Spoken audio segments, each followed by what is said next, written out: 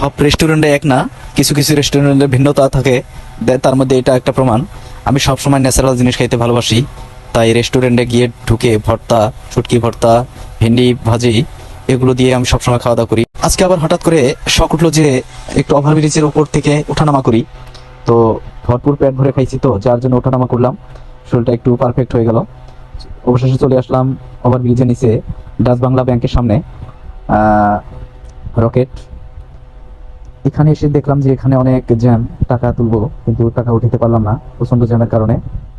তাই চলে আসলাম আবার পুলিশ ঢালা পথের দিকে।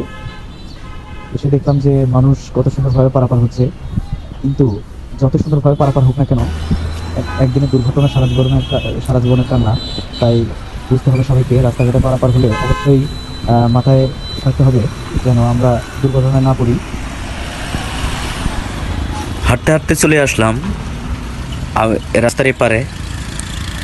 এসে গাড়ির অপেক্ষায় আছি, গাড়ি খুঁজছি, গাড়ি পাইতে আসি না। সো অনেক জ্যামের কারণে একটু লেট হয়ে গেল গাড়ি খুঁজতে। অবশেষে পেয়ে গেলাম একটা অটো। অটোতে চড়ে এখন আসবো হলো আমার মূল গন্তব্যে, যেটার জন্য আমি বাসা থেকে বের হয়েছি। তো অটো খুঁজতে আসি, অটো খুঁজে পেলাম অবশেষে চাচার একটা অটো। অটোতে করে আমি চড়লাম। চড়ার পরে আলহামদুলিল্লাহ অটোটা আল্লাহর রহমতে ছেড়ে দিল।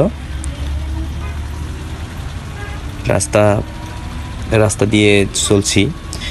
এদিকে একটু একটু ভয়ও লাগতে আছে, কারণ অটো খুব স্পিডে চালাচ্ছে। আমি আবার ফোনটা ধরে আছি রাস্তার দিকে, দেখেন কত দ্রুত গতিতে গাড়ি চালাচ্ছে।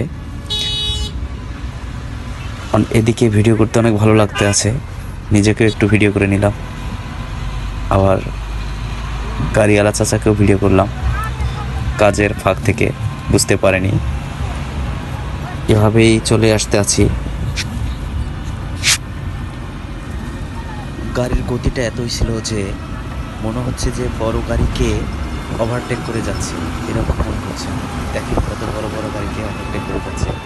আসলে সত্যি কথা বলতে কি, রাস্তাঘাটে চড়লে অবশ্যই দেখে শুনে চলতে হবে, কারণ একদিনের দুর্ঘটনা সারা জীবনের কান্না, এই কথাটা মাথায় রাখতে হবে। অনেক স্পিডে গাড়িওয়ালা মামা অনেক স্পিডে গাড়ি চালাচ্ছে, যেটা আসলে বলার বাইরে। যে এই বয়সে যে এত টান টানে গাড়ি, আমি সত্যি অনেক ভয় পেয়েছিলাম। অনেক সুন্দর প্রকৃতি, রাস্তার পাশে অনেক সবুজ গাছ, অনেক কিছু দেখতে পেলাম। অনেক ভালো লাগতে আছে, কারণ একটা কথা মনে রাখবেন, সবুজ গাছের দিকে এক নজর তাকিয়ে থাকবেন, আপনার চোখের জ্যোতি ভালো হয়ে যাবে। তাই সবুজ গাছকে অবশ্যই ভালোবাসতে হবে। সবুজ অনেক উপকারে লাগে, আপনারা সবুজ গাছের দিকে একটু তাকাবেন। তারপরে চলে আসলাম হলো ওয়াক্সফোর্ট নামের একটা ফ্যাক্টরি, যেটাকে ওভারটেক করলাম। করার পরে চলে আসলাম এই যে পিটি গ্রুপ। এটা হলো ক্যাম্প, মানে থানা, যেখানে পুলিশেরা বাস করে। সো এটা হচ্ছে পিটি গ্রুপ। অনেক সুন্দর একটা ফ্যাক্টরি। আমি যেখানে আসব অবশেষে প্রায় চলে আসলাম। এখানে একটা যাত্রী নামছে, যার জন্য একটু লেট হচ্ছে। আবার গাড়িওয়ালা মামা গাড়িটা রান করলো। আজকে দেখতে আছি যে ঢাকা শহরটা গাড়ির ভিতর থেকে স্ক্রিনের ফাঁকে কীরকম আমার কাছে অনেক ভালো লাগে। সুন্দর জায়গা, সুন্দর পরিবেশ, এরই নাম হচ্ছে ঢাকা শহর। ঢাকা শহরে আসলে মন ছুঁয়ে যায়। তবে টাকা ছাড়া ঢাকা শহরে আসলে তার কোনো এক পয়সা মূল্য থাকে না। খালি পকেটে ঢাকা শহরটা অনেক কঠিন। ঢাকা শহর যদি থাকেন তাহলে ঢাকা শহরটা অনেক ফ্রি। অবশেষে চলে আসলাম আমার গন্তব্যে। আমি মূলত এখানকার উদ্দেশ্যে বেরিয়ে পড়েছি বাড়ি থেকে।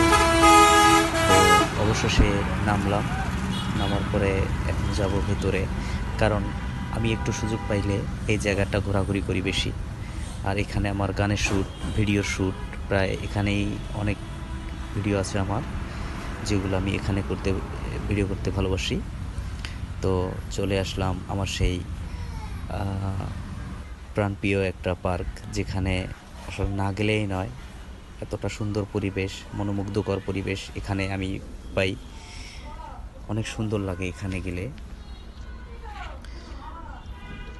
যদি কারো মন খারাপ হয়ে থাকে তাহলে এই জায়গাটায় আসবেন, দেখবেন যে মনটা অনেক ভালো হয়ে যাবে। চলে আসলাম পার্কের ভিতরে। এখন আমি খুঁজতে আছি যে কোথায় বসলে ভালো হয়। খুঁজতে খুঁজতে অবশেষে যাচ্ছি। এগুলো পার্ক, এখানে ছোট বাচ্চারা খেলাধুলো করে। এটা আরেকটা কথা না বললেই নয়, এই পার্কটা হচ্ছে একেবারে ফ্রি। এখানে প্রবেশ করলে একটা টাকাও লাগে না, এটা সরকার থেকে একবারে ফ্রি। এমন তো প্রেম হয়, ও চোখের জলে কথা কয়। এই ছিল আজকে আমার ব্লগস ভিডিও সারাদিনের। ভালো লাগলে শেয়ার করে দিবেন।